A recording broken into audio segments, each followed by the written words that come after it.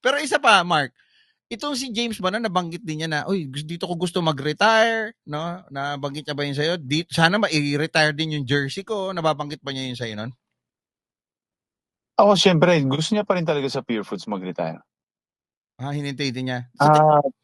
Oo naman, ano yun eh. Kumbaga, sorry doon kami nakilala sa Pure Foods eh. Oo. Kumbaga, nung nawala sila Alvin Patrimonio or ibang mga Pure Foods dati, Stars, oo. kumbaga si James Yap na yun, yung sa Big Three na sinasabi nila dati, Peter Simon, Pingris, sa James Yap.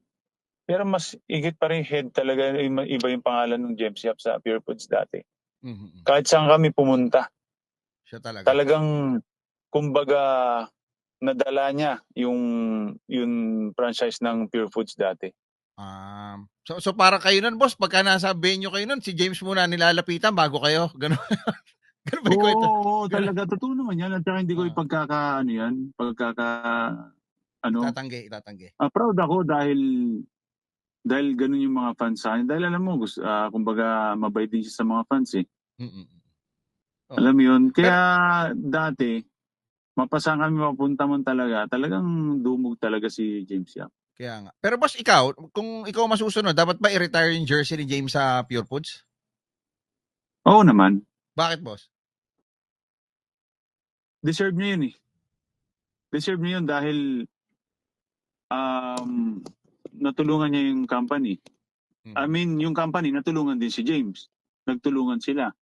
Di ba? Kumbaga, sabi mo ngayon, kahit saan naglalaro si James Yap ngayon, pag sinabi mo dati, James Yap sa naglalaro, mas kilala pa rin yung San Mig Coffee o yung Pure Foods namin dati. Hindi rin Orshan or hindi ibang team. Oo nga. Di ba?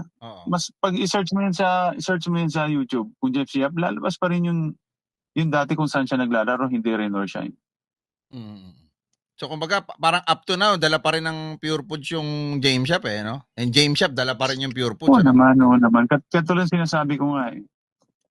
Sorry sa mga gagalit or ibabash na naman ganun. Pero si James Yap talaga ang naging next na mukha ng Pure Foods nung nag-retail sila Alvin Patrimonio.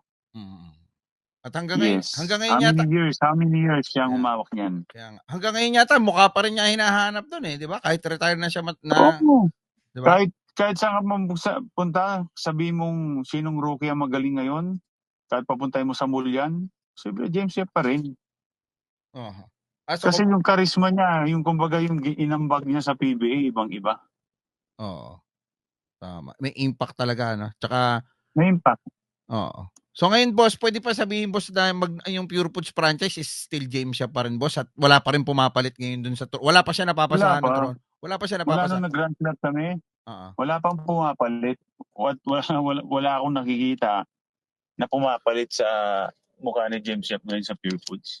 So kumbaga kahit sinong, bigyan mo ako ng mga player ngayon, itatapat mo sa kanya, sino?